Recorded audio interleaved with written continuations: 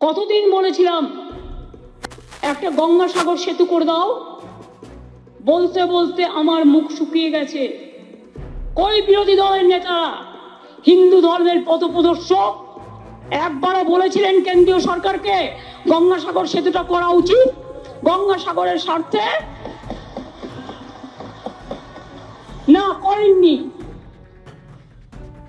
আমরা সেতুটা করছি, এই বাজেটেও তার জন্য 500 কোটি টাকা রাখা হয়েছে এবং 4 লেন রাস্তা সহ সেতু হচ্ছে, যেটা 1500 কোটি টাকা খরচা হবে। ডিপিআর হয়ে গেছে।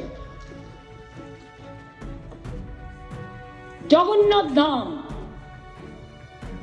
কি বললেন বাবু?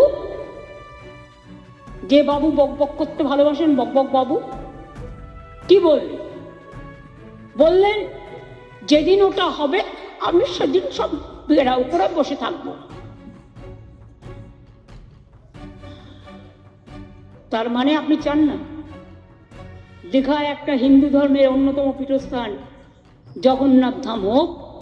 খুব রাগ হচ্ছে, খুব জ্বালা হচ্ছে, খুব হিংসে হচ্ছে, কুচুটিপানা হচ্ছে। কচু পাতা পাওয়া যায়, কচুরি পানায় যান, পেয়ে যাবেন। সেগুলো দিয়ে, আমি বিচুটি বলছি না, কচুরি পানা। কুচুটি এটা বিচুটি না, বিচুটি আমি বলছি না। কচুরি পানা আমাদের গ্রামের সম্পদ, তাই দিয়ে এখন অনেক কাজ হয়। সেগুলো ভালো করে মেখে একদম সেজে গুজে বসে থাকুন।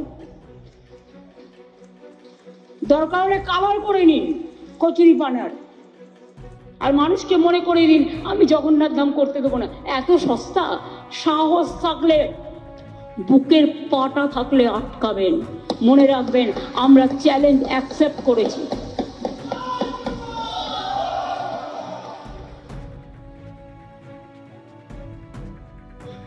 আমি মুসলিম লীগ। বাংলায় কত পার্সেন্ট মুসলিম থাকে? রিসেন্ট সেন্সাস হয়নি, আগের সেন্সাস অনুযায়ী যদি বলি, বা মোটামুটি একটা অ্যাপ্রক্সিমেট প্রায় 30 থেকে 33% সংখ্যালঘুরা থাকেন।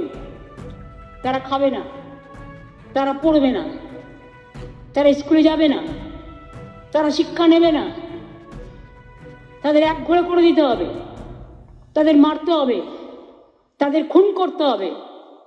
আর আমি যদি বলি আমার 5টা আঙ্গুলে হিন্দু, বৌদ্ধ শিখো, জৈন, পারসিক, মুসলমান ও খ্রিস্টানি, সেটা অন্যায়?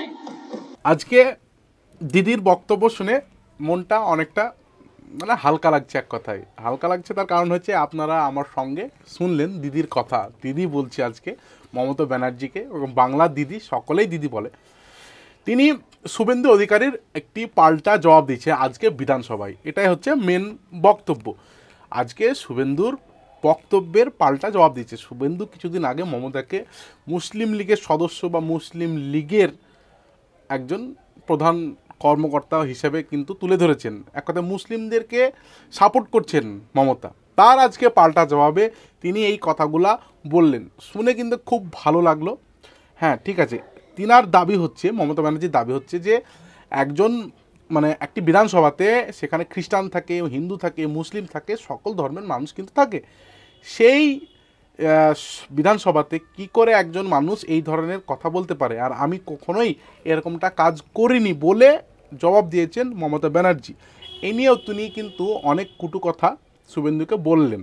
কিন্তু শুভেন্দু বাবু ভাবছেন না যে বাংলার মানুষকে উস্কানি দিতে গিয়ে তিনি কতটা বিপদে পড়তে যাচ্ছেন। বিজেপিকে সাপোর্ট করছেন, ঠিক আছে, মেনে নিলাম এটা, কিন্তু বর্তমানে মানুষ কিন্তু ধীরে ধীরে বুঝতে শিখছে যে এই ধর্ম নিয়ে রাজনীতিটা আর বেশি দিন চলবে না। আপনি হিন্দু মুসলমানের মধ্যে একটা বিভেদ সৃষ্টি করার চেষ্টা করছেন, সেটা কিন্তু বেশি দিন চলবে না। সেই প্রসঙ্গে কিন্তু মমতা ব্যানার্জি আজকে বিধানসভায় একটি স্পেশাল করে বক্তব্য রেখেছেন। শুনে কথাগুলো শুনে কিন্তু খুব ভালো লাগলো। যাই হোক, পরে আবার দিদিকে চাঁটা যাবে, এটা কোনো ব্যাপার নাই। এখনকার মতো তো ভালো লাগলো। তো আপনাদের কীরকম লাগলো বিষয়টা একটু জানাবেন।